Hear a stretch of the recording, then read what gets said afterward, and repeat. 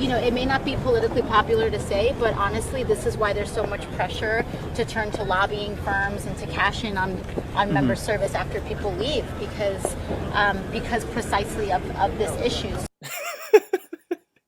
She can't even talk correctly because precisely of this issues. It's like she's using a singular and a plural in the same sentence. It's terrible. But what issue is she talking about? She's talking about the issue of congressional pay. Congressional pay, which is currently $174,000 for the average member of the House or the Senate, and $223,500 for the majority and minority leaders. Now, what issue does she have with it? See, my issue is that it's too damn high.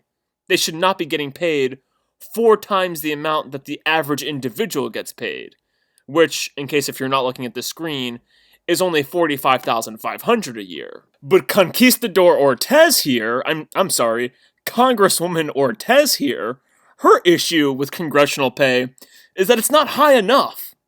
And don't give me that crap that me calling her a conquistador is racist, because I'm Hispanic. I'm calling her conquistador because she reminds me of Conquistador Hernan Cortes. So it may be politically convenient, and it may make you look good in the short term for saying, oh, we're not voting for pay increases. Alright, so here's her angle. She thinks that you guys are so stupid that she can convince you that the only reason why people are voting against congressional pay increases is to make themselves look good. It has nothing to do with our $22.5 trillion national debt and our $1 trillion deficit. Has nothing to do with that. That's not why they would vote against pay increases. No. And it has nothing to do with the fact that they get paid plenty enough already. No, it has nothing to do with that. They're only voting against pay increases because they want to make themselves look good. But we should be fighting for pay increases for every American worker. Now, what does this even mean, every American worker? The only actual American workers are the people who are employed and paid by the American people. Those are American workers. The rest of us work in the private sector. So if she wants to make the private sector pay the workers more here in America, then she's basically going to make it more expensive to do business in America. And if you make it more expensive to do business in America, you're going to end up with fewer jobs in America. Don't believe me? Why don't you just check out how the $15 minimum wage is working in other states, where people are now getting their hours cut and their jobs lost. And what happens when their hours get cut? Their benefits get cut. Because most jobs, I don't know if you guys know this, you only get the benefits if you're a full-time worker. And benefits are actually very important. They are actually a way for employers to attract employees and to attract workers. And they do this, and basically benefits are like a way of augmenting your pay.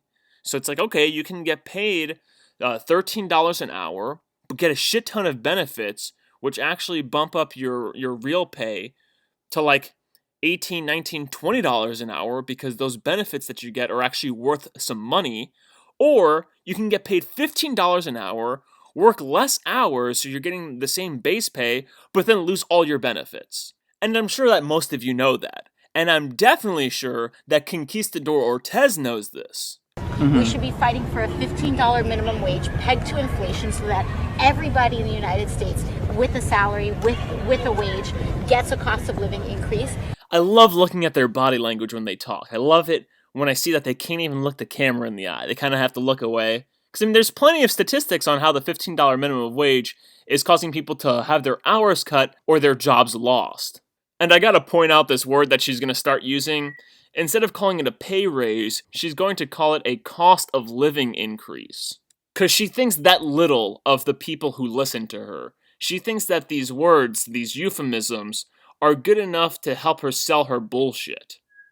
Members of Congress, retail workers, everybody should get cost of living increases to accommodate for the changes in our economy. And there she goes, tripping over her own bullshit euphemism. And then when we don't do that, it only increases the pressure on members to exploit loopholes, like insider trading loopholes, to make it on the back end.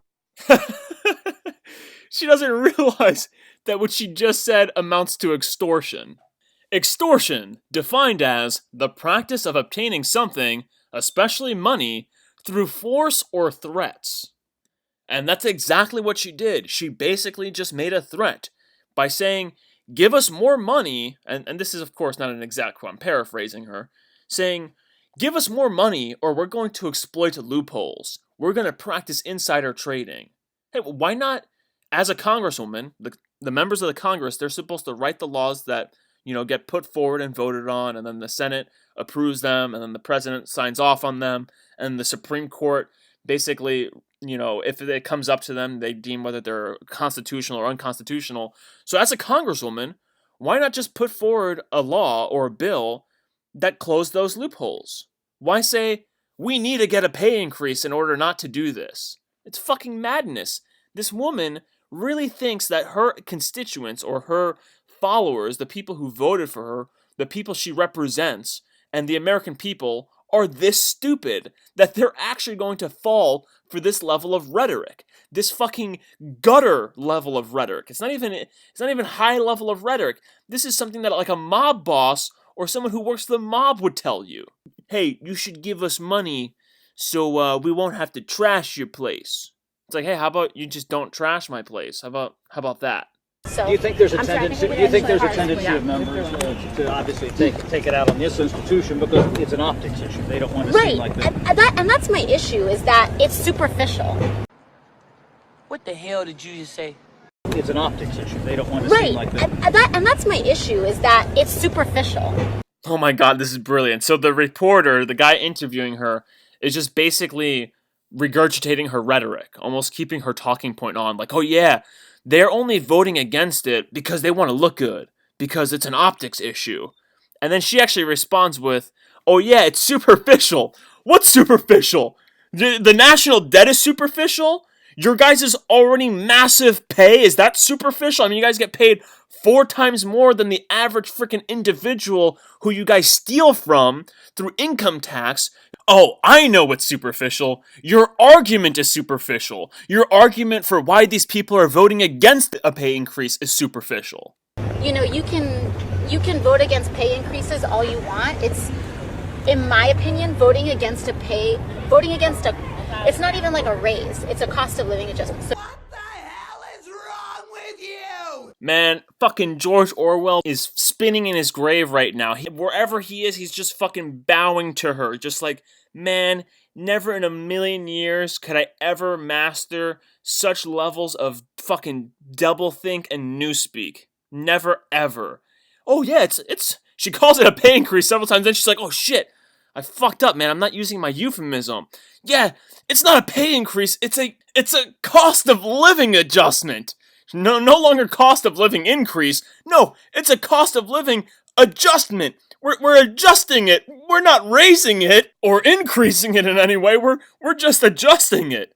Like, seriously, what the hell? This is also why I called her a conquistador. You know what? I'm going to start calling all Congress members conquistadors. All of them. Because that's what they're doing. They're coming, they're getting into office, and then they're just robbing us. Just like the conquistadors came here to America. Well, actually, they went to South America, not North America. But they came here, and they just fucking robbed from the natives. They enslaved them, and they fucking robbed them. These people, these fucking representatives, they are conquistadors. Okay? And she really thinks that we're this stupid that she could just, oh no, it's not a cost of living increase, it's not a pay raise, no, it's a cost of living adjustment. Jesus Lord, deliver us from this madness, this fucking mass madness.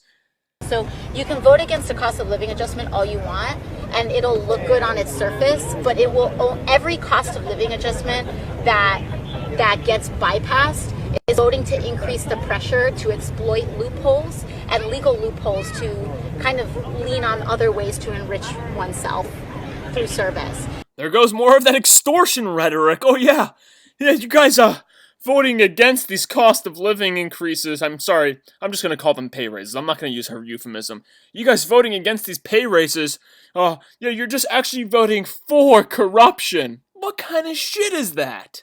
If you're so concerned about these loopholes, about this insider trading, and this basically what amounts to corruption, why don't you just put forward a bill that closes those loopholes? It's not very difficult. You're in the position that writes these bills and puts these bills forward, so what's stopping you from doing it? Oh, I know what. It's called greed. And so my whole side of it is like, it may not be optics, it may not be great optics, it may not like look the best. And there she goes, tripping over her words again and not speaking correctly. It may not be optics. Now see, the thing is, she doesn't speak this way because she's an idiot. Once again, she's not stupid. She thinks the American people are stupid. She's speaking this way because she's under stress. She's speaking this way because she knows she's full of shit. And this is exactly what happens to liars. They tend to trip over their words, they tend to stutter, because it's very stressful to lie, especially when you're in a position like hers, when you're representing people, when you're on camera. It's very, very stressful. And then it also shows, this clip shows how little she thinks of the American people. Because she actually thinks that she has to explain what good optics and bad optics are. She has to say it doesn't look good.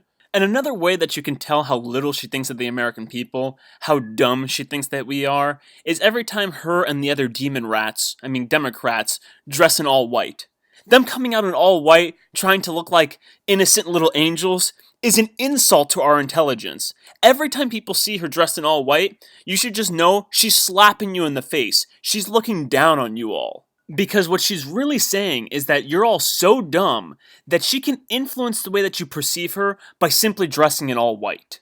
She's saying that you guys think so superficially that she can manipulate you not only with just this superficial rhetoric that she's been using in this video, but also with her clothing. In terms of your opponents could use it as exploit it as a political issue, but in substance, you might as well be transparent about a cost of living increase, fight for a cost of living increase for all American workers. The body language, once again, her body language, a lot of people constantly interpret it as her being dumb. She's not, she's just under stress. And right here you can see the body language. When she goes to start counting off, I guess she's supposed to be counting off with her hands as like a visual aid. She starts at 2. It's fucking hilarious. Oh man, I'm sure she knows that what she's saying is fucking total bullshit. Peg the minimum wage to a cost of living increase, and then on top of it, close all of the loopholes that a lot of people use. Aha! So she does realize that they have the capacity to close those loopholes. So why do they need the pay raise? Why not just close the loopholes? I don't think that voting against a cost of living increase is going to negate the actual issues at hand. So the reason why she thinks that voting against a pay raise isn't going to negate the issues at hand is because she's only seeing one issue. The only issue that she's seeing is the issue of these loopholes. She doesn't see the issue of the massive national debt. And this is proven by what she says right after that, which is this. In fact, it only increases the pressure for people to exploit these loopholes. Okay, now I'm going to close this video off by sharing some truth that I shared in another video. The other video that I shared this truth in is called The Sinister Truth Behind the GOP's Tax Plan. As the title of that video indicates, in that video I talk about the truth behind the GOP's tax plan. And the truth behind the GOP's tax plan of lowering taxes and keeping spending the same is to drive up the national debt. And that is precisely what Conquistador Cortes wants, and the rest of the conquistadors working in the government wants. See, just as she said, she doesn't want to just raise the pay for the conquistadors, she wants to raise the pay for all government workers, all American workers, which will further drive up the national debt. So anybody working for the government, all these federal positions will get a pay increase, and that will cause the national debt to increase. Now, why do they want the national debt to increase? Well, there's a couple of reasons, but I talk about one important reason in that video, The Sinister Truth About the GOP Tax Plan. And that important reason was actually predicted by a group of our founding fathers known as the Anti-Federalist. And if you don't know who the Anti-Federalists are, watch my Arguments Against the Constitution videos, or you can even watch my video, The Sinister Truth About the GOP Tax Plan. So the Anti-Federalists actually predicted way back in the 1780s, in 1788 to be precise, that this country, in order to achieve a stronger centralized government, in order to get rid of the state governments to transfer power from the state governments, or to transfer more power from the state governments to the federal government, they could do this, or this could be achieved, by running up a huge national debt that would make it impossible for the American people to afford both a state government and the federal government. So essentially, what will happen is, when our national debt gets to such a point, they will shutter the gates of the state governments and say, oh, look, we can't afford to have the state governments, we have to now redirect all resources to the federal government. And it should be noted that the Anti-Federalists, they predicted the American Civil War and its exact causes, and they also predicted that the American government, or the federal government, would view itself as the policeman of the world. They also predicted a number of other things that came true, or are in the process of coming true, such as the high national debt. But anyway, that's all I have for this video. I'll see you all in the next video.